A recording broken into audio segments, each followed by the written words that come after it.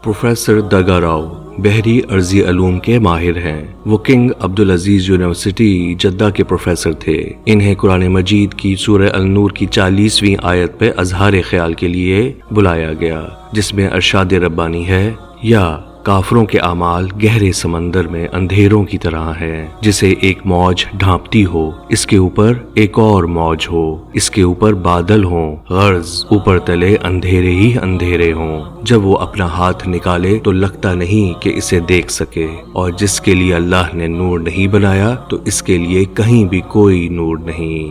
Professor Rao ने कहा कि साइंसदान हाल ही में जदीद आलात की मदद से ये जानने के काबिल हुए हैं कि समंदर की गहराई में तारीकी है। इंसान के लिए आलात के बगैर समंदर में 20 से 30 मीटर गहराई तक जाना मुमकिन नहीं, जबकि 200 मीटर से ज्यादा गहराई में वो किसी तरह जिंदा नहीं रह सकता। ये आयत तमाम समंदरों की तरफ इशारा नहीं करती, क्योंकि हर समंदर में तह तर तह गुप अंधेरा मौजूद नहीं। जैसा कि कुरान मजीद कहता है, अंधेरा बहुत गहरे समंदर का। इस तह तह तारीकी के 2 असबाब हैं। पहली वजह, रोशनी की शुआ 7 रंगों बनफशी, कासनी, नीले, सब्ज, जर्द, नारंगी और सुर्ख रंग पर मुश्तमिल होती है।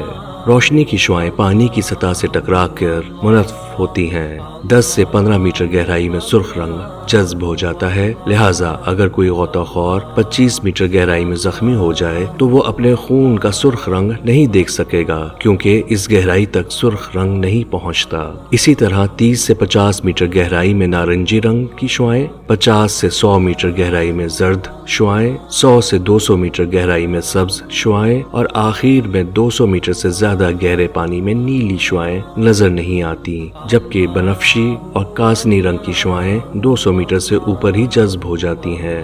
रंगों के बारी बारी समुंदर की तहों में इंजज़ाब की वजह से तह तर तह तारीकी बढ़ती जाती है, यानी अंधेरा दरअसल रोशनी की शुआओं के जज्ब होने की वजह से वकूअ पज़ीर होता है। 1000 मीटर गहराई से ज्यादा मुकम्मल तारीकी है। इसकी दूसरी वजह, बादल सूरज की शुआओं को जज्ब करके इन्हें मुंतशिर कर देते हैं, जिससे बादलों के नीचे तारीकी की एक तह बन जाती है। ये तारीकी की पहली तह होती है। जो रोशनी छन कर नीचे आ जाती है वो समुद्र की सतह से टकरा कर मुनक्स हो जाती है, जिससे सतह पर चमक पैदा होती है। लिहाजा समुद्र की लहरें रोशनी को मुनक्स करके तारीकी पैदा करती हैं। जो रोशनी मुनक्स नहीं होती वो समुद्र की गहराई तक पहुँच जाती है। यूं समुद्र 2 हिस्सों पर मुश्तमिल होता है। पहला हिस्सा इसकी सतह है, जिसकी खसूसियत रोशनी और हिद्दत है। दूसरा हिस्सा गहराई है, जो तारीक है। लहरें समुद्र की सतह को इसके गहरे हिस्से से मुमीज करती हैं। सतह से निचली लहरें समुद्र के गहरे पानी को ढांपे हुए हैं, क्योंकि गहरे पानी की कसाफत अपने ऊपर मौजूद पानी से ज्यादा होती है। तारीकी का आगाज भी यहीं से होता है, हत्ता कि मछलियां भी यहाँ देख नहीं सकती। इनके लिए रोशनी का जरिया सिर्फ इनके जिस्म से फूटने वाली रोशनी ही होता है।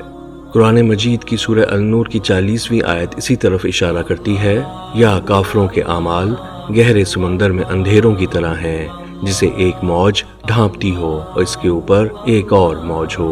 दूसरे मायनों में इन मौजों के ऊपर भी मौजें हैं, यानी वो मौजें जो समंदर की सतह पर पाई जाती हैं। कुरान का बयान इन अल्फाज में जारी रहता है, इन मौजों के ऊपर काले बादल हैं, एक के बाद एक ऊपर तले अंधेरे हैं। जैसा कि पहले बयान किया जा चुका, ये बादल एक के बाद दूसरी तह पर मुश्तमिल हैं और मुख्तलिफ मरहलों पर रोशनी जज्ब करने के बाद तारीकी को जन्म देते हैं। प्रोफेसर दरगा राव ने इन अल्फाज के साथ बात खत्म की कि 1400 साल कबल एक आम इंसान इस मज़र कुदरत को इस कदर तफसील से बयान नहीं कर सकता था।